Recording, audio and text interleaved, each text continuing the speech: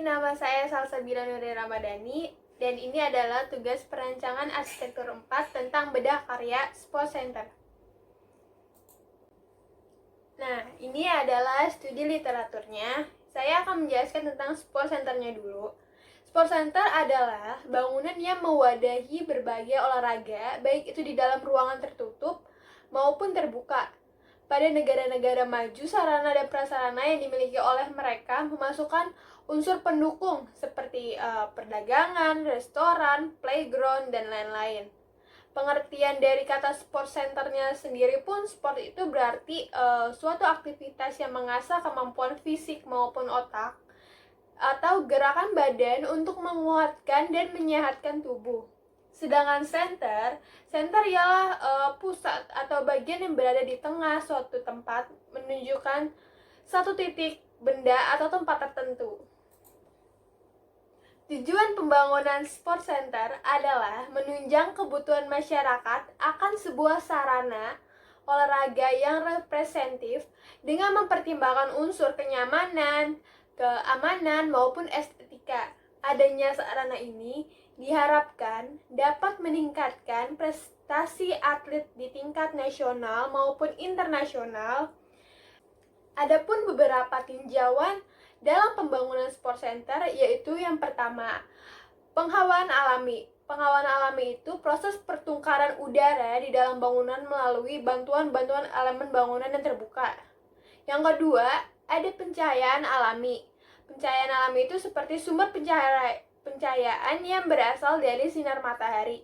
Dan yang ketiga, adaptive building, yaitu bangunan yang secara khusus dirancang untuk beradaptasi dengan lingkungan, para penghuninya, dan objek di dalamnya. Ini adalah standar nasional Indonesia tentang pencahayaan. Lalu di sebelahnya ada luasan tempat olahraga menurut data arsitek. Nah, adapun program-program kegiatan utama yang ada di sport center. Yang pertama itu kegiatan klub. Kegiatan olahraga rekreasi meliputi kegiatan olahraga dalam ruangan maupun di luar ruangan. Contohnya itu seperti fitness, renang, bola basket, ataupun bulu tangkis. Dan ada kegiatan rekreasi sosial meliputi video game, biliar, makan bersama, dan pesta perayaan. Adapun yang kedua, kegiatan kompetisi untuk meningkatkan prestasi dan persahabatan. Nah, seringkali kegiatan kompetisi diadakan itu seperti tenis, bulu tangkis, sepatu roda, dan lain-lain. Yang ketiga itu, sport center juga bisa sebagai kegiatan program belajar seperti berenang, ada les renang. Dan yang keempat, kegiatan fasilitas terbuka. Dan yang kelima ialah sebagai kegiatan khusus. Nah, kali ini saya akan menjelaskan tentang bedah karya saya, yaitu bangunan Sanwayok Community Sport Center. Nah, jenis bangunan ini ialah sebagai fasilitas olahraga. Arsiteknya itu C.S. Wadi. Luas lahannya itu 11.936 meter persegi yang dibangun pada tahun 2015. Dan foto-fotonya ini dipersembahkan oleh ArchExist. Nah, yang pertama itu adalah lokasinya. Nah, lokasinya ini terletak di distrik permukiman Dongyuan di Chengdu. Nah, lokasi fasilitas olahraga ini dikelilingi oleh perumahan tua, bangunan tempat tinggal yang intensif bertingkat tinggi yang dibangun baru-baru ini, dan sebuah sekolah dasar. Nah, kondisi site-nya itu yang pertama, site terletak dekat dengan jalur transportasi utama sebagai pencapaian utama. Yang kedua, ketinggian lahan dari sport center ini itu berkontur. Yang ketiga, luasan site itu terbatas untuk sport center, maka bangunan ini dibuat ke atas. Yang keempat itu ada site yang memungkinkan pandangan arah ke jalan utama dan permukiman. Nah, ini adalah konsepnya. Konsepnya adalah membuat gedung dan lokasi menjadi terintegrasi dengan tujuan menghasilkan ruang olahraga yang bersahabat bagi sekitarnya, menciptakan bentuk bangunan yang miring dengan mengekstrusi dan menghubungkan lapangan olahraga di sebelah timur dengan atap yang miring yang dapat dilalui sehingga menimbulkan persepsi ruang yang lebih kuat dari bangunan tersebut sebagai fasilitas umum. Jadi bangunannya ini itu dibuat sebagai beda dari sekitar yang lainnya itu karena sekitarnya itu bangunan-bangunan tua. Lalu konsepnya lagi itu menantang situs dan luas bangunan yang terbatas. Jadi si desainer ini menciptakan ruang publik yang energik di komunitas, menawarkan berbagai jenis fasilitas olahraga untuk orang-orang di sekitarnya dengan fasilitas yang komplit. Nah, fasilitasnya itu ada kolam renang, ada pusat kebugaran, lapangan tenis, lapangan basket, lapangan squash, meja pingpong, meja biliar, lapangan bola gerbang, pusat kebugaran luar ruangan, taman bermain untuk anak-anak, dan sebagainya. Nah, ini adalah gubahan masanya. Yang pertama itu ialah lahannya, lalu dibangunlah nih agak kotak gitu dan mengikuti bentuk lahannya, lalu dipotong sesuai desain yang diinginkan. Nah, ini adalah ancillary building. Ancillary building ini sebagai bangunan tambahan dari si support centernya ini. Nah, ancillary building ini dia di dalamnya terdapat kafe, asrama bagi staff, dan ada balkonnya juga. Dan ini adalah beberapa foto dari interior sport center Sanwayo ini. Dia bisa terlihat itu dia ada jembatannya juga, dia ada rumputan yang membukit ke atas bangunan, dan dia juga masuknya itu dia harus ngelewatin tangga-tangga dulu.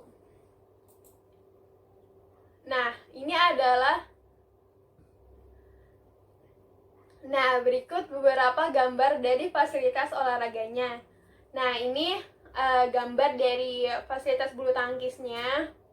Dia fasilitas bulu tangkisnya ini cukup mendapatkan cahaya yang banyak ya dari fasad-fasadnya ini.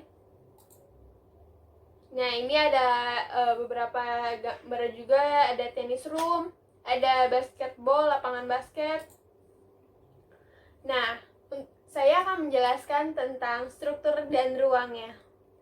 Hubungan antara struktur dan ruang menggambarkan keindahannya, menggambarkan keseimbangan bentuk dan fungsinya. Nah, fasadnya ini terbuat dari panel kaca berbentuk U yang menyediakan fasad tembus pandang yang dengan lembut menunjukkan penyangga melintang yang besar elemen-elemen struktur. Jadi strukturnya itu diperlihatkan dan menjadi fasad. Susunan sederhana kolom dan balok ini membuka ruang secara volumetrik serta menerangi secara alami. Jadi gara-gara fasadnya ini terbuat dari panel kaca U, jadi cahaya itu cukup banget buat masuk ke dalam, jadi mengurangi penggunaan pencahayaan memakai listrik ya. Lalu setiap bagian baja ini juga dicat untuk memamerkan kekuatannya dan keindahannya di kompleks ruang yang lebih besar. Nah, untuk bentang lebarnya ini, pada bangunan ini menggunakan struktur space truss karena dapat dilihat dari garis-garis berongga pada rangkai atasnya itu. Nah, struktur space truss merupakan struktur batang bidang ruang yang berbentuk garis berongga. Bisa dikatakan struktur space truss merupakan gabungan dari struktur truss yang membentuk satu bidang baru. Struktur space truss memiliki kelebihan dalam memikul beban bilateral bila dibandingkan dengan struktur truss. Karena pada struktur space truss rangka batang memiliki ketebalan. Nah, dari tampak belakangnya ya. Arena multifungsi di lereng halaman adalah ruang semi transparan murni yang terbuat dari kaca berbentuk U. Ini memberikan cahaya interior lembut yang cocok untuk berbagai jenis permainan bola, senam grup, dan pesta. Nah, di sudut arena, tiang-tiang butter ini menggantikan tiang-tiang gerak pada struktur yang menjadikan bangunan kotak pijar mengambang sebagai pemandangan unik di masyarakat. Jadi gara-gara fasadnya ini unik gitu, beda dari bangunan-bangunan biasa di sekitarnya yang hanya bangunan-bangunan tinggi, bangunan tua. Jadi fasilitas olahraga ini tuh kelihatan sangat unik dan berbeda, dan menjadi ikon di wilayah Chengdu tersebut. Nah, untuk bentuk atapnya ini miring, namanya atap miring kontinu, yaitu ruang publik terbuka dengan tangga besar yang berfungsi sebagai rute berjalan kaki dan bangku untuk lapangan olahraga timur dalam waktu yang bersamaan. Apalagi atap rumput menyediakan ruang untuk seluncur rumput, yoga piknik dan lainnya untuk masyarakat tanpa dipungut biaya.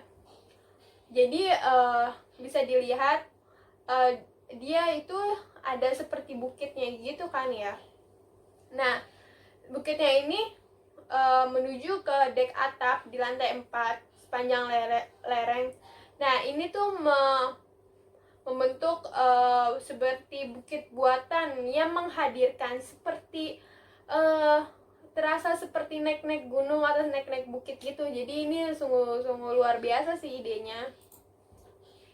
Lalu ini adalah site diagramnya. Site diagramnya itu dia di bagian bawah itu dia dibuat untuk MEP dan car parking untuk basementnya. Untuk lantai pertamanya dia dibuat retail dan kolam renang. Lantai ketiganya untuk gym dan untuk main catur, dan lantai 4-nya itu untuk permainan bola atau bulu tangkis dan lain-lain. Nah, ini adalah site plan-nya. Site plan-nya itu bisa dilihat dia terletak di hook jalan, jadi otomatis pemandangannya itu dia ke arah pemukiman, dan juga ke arah jalanan juga ya. Terus adapun ini basement floor plan-nya sudah saya nomerin dan saya kasih nama juga. Yang pertama itu dia ada ramp, dia juga ada car parking, dia juga ada lobby, dan dia juga ada MEP room. Yang kedua ini ada ground floor plan. Di ground floor plan ini terdiri dari lobby, retail, resepsionis, swimming pool, padding pool, spa, sauna, massage, bicycling parking, MEP room, artificial grass, green stairs, gatebell practice, basketball court, gateball court, cafe, courtyard, dan ramp. Dan untuk lantai 2-nya itu dia terdapat yang pertama itu di sebelah nomor 1 itu dia ada void, ada lobby juga, resepsionis, ada storage, ada table tennis, ada office, MEP room, dressing room, gym, biliar, chess and card, compartment, platform, courtyard, artificial grass, green stairs, staff dorm, dan balcony.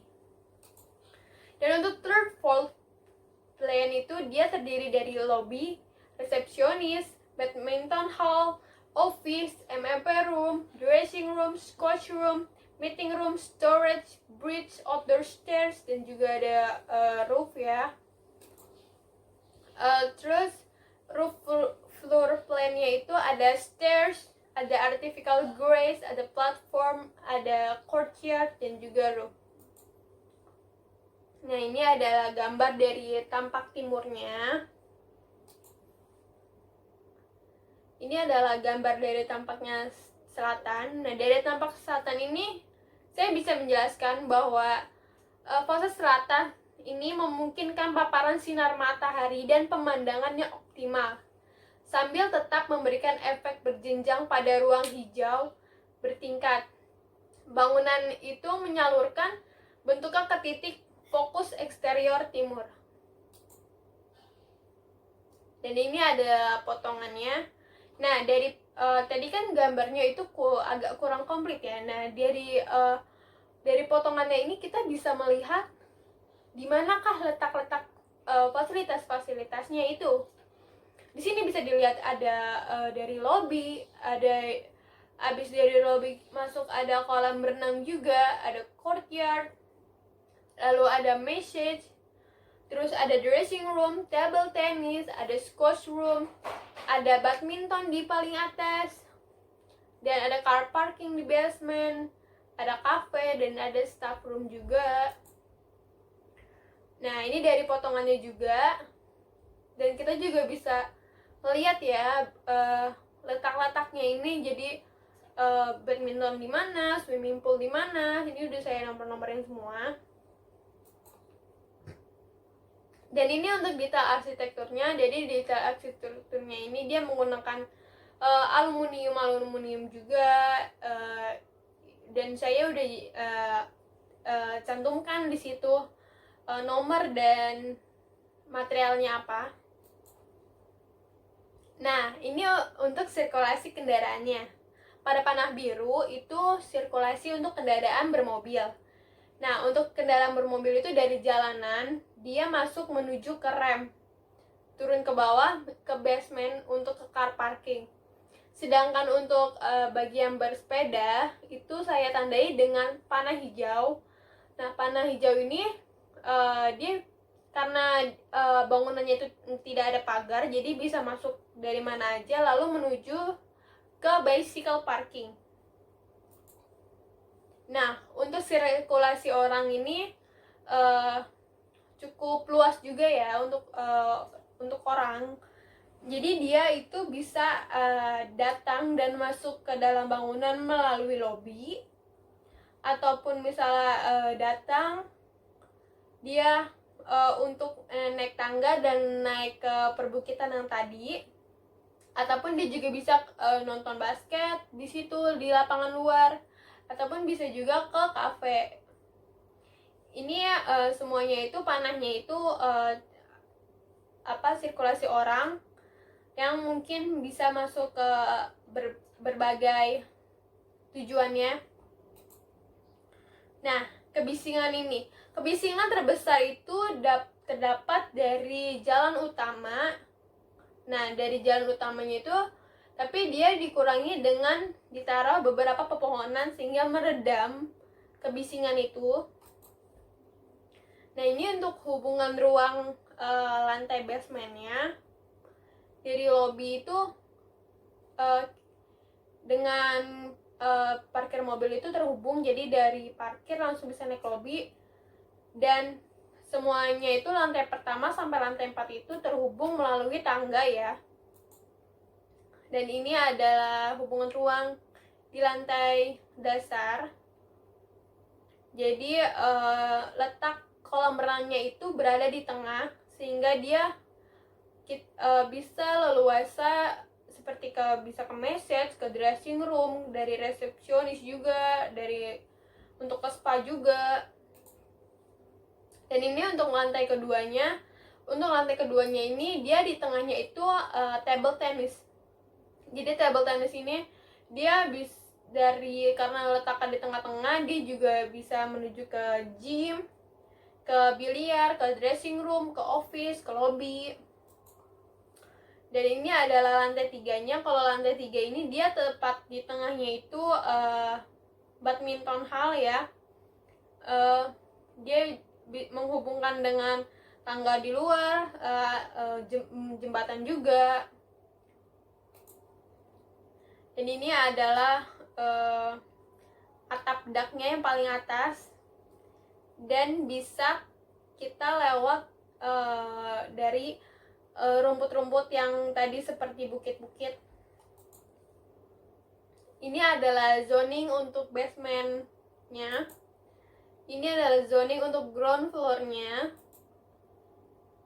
Ini zoning untuk second floor plan-nya. Dan ini zoning untuk lantai 3-nya.